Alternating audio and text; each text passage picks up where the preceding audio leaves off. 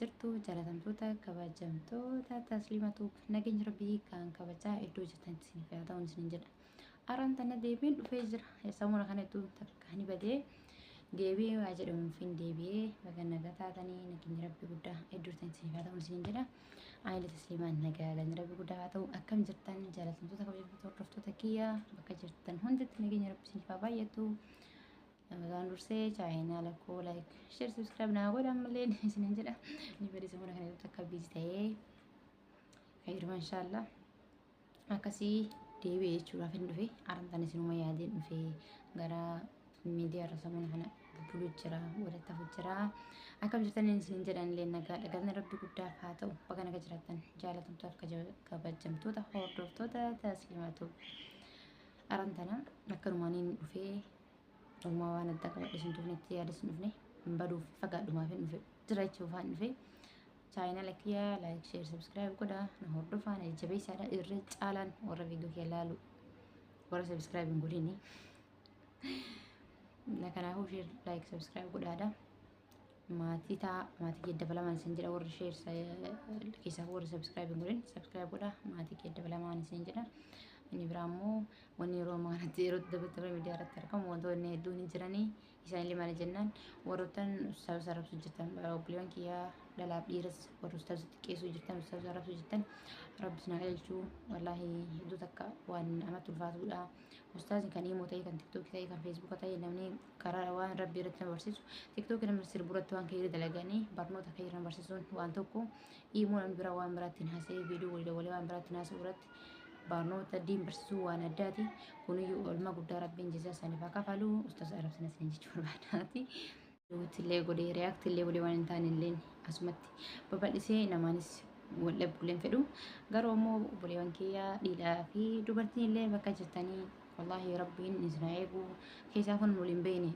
walluun deebee bakka itti argee dhiifama wal gaafatu yoo qabu beloo bolganii faayidaan deemu jira. Kanaafuu keessa fuu ustaas tan arabsinaa wallaa lazim ustaazonni bakka kamittuu TikTok irratti illee YouTube irratti illee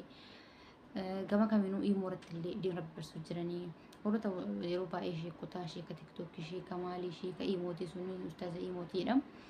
Kan imoo kan TikTok yaa Facebook haa ta'u namni bakka biraa bakka namni itti waan hin taane dalaguu jirutti waan ka'ee dalaguu jiran bakka namni waan hamtuu dalagee waan sharii dalaguu jiru waan ka'ee dalaguu jiran kanaafuu rabbii yesuudhaan dhaanee nurratti react godhee jecha nama jedhe isaanitti illee waraabuun barbaanne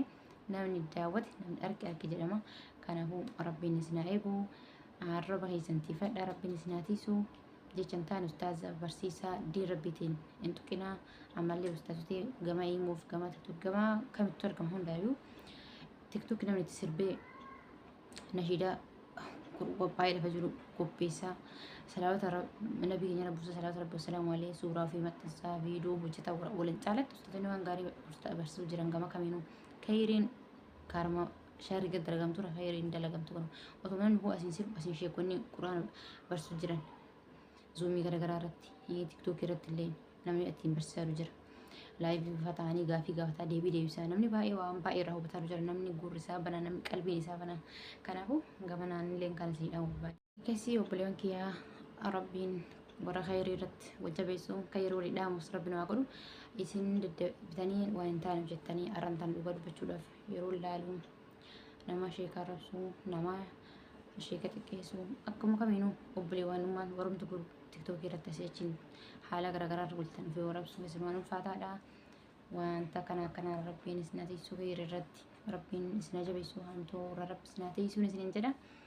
Annu waan nama mul'ata dubbachuun barbaade yaada illeen YouTube raballee hin dhufne haa ta'u